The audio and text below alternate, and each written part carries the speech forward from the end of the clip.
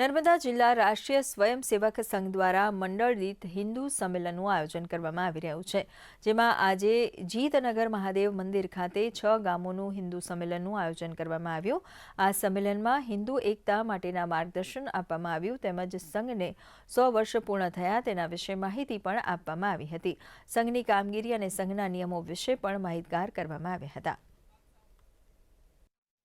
આપણા સમાજની અંદર જે સારી બાબતો છે એને બહાર લાવી આપણા સમાજમાં હિન્દુત્વની બાબતમાં અને એ બધા લોકો જાગૃત થાય અને આપણા સમાજના લોકોની અંદર જે અલગ અલગ જ્ઞાતિભાવ છે કે અલગ અલગ જે બધી અવધારણાઓ છે એને દૂર કરી અને એ બધા એક રીતે એક થઈ અને આપણે હિન્દુ સંસ્કૃતિ આપણા દેશની જે પરંપરાઓ છે આપણા દેશ માટે એક બધા આપણે એક સાથે આવી અને આપણે દેશ સેવામાં લાગીએ એવો એક આનો અને આપણે હિન્દુ સમાજ માટે અને દેશ માટે આપણે બધા કામમાં જોડાઈએ એવો એક આનો ધ્યેય છે। હિન્દુઓમાં જાગૃતિ આવે,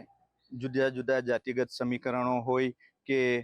વ્યસનો હોય, કુસંસ્કારો હોય, આ બધી જ બાબતો લઈને હિન્દુ સમાજ દ્વિવિધામાં હતો। એની માટે આ સંગઠનમાં, આ સંમેલનમાં જુદી જુદી ચર્ચા કરવામાં આવી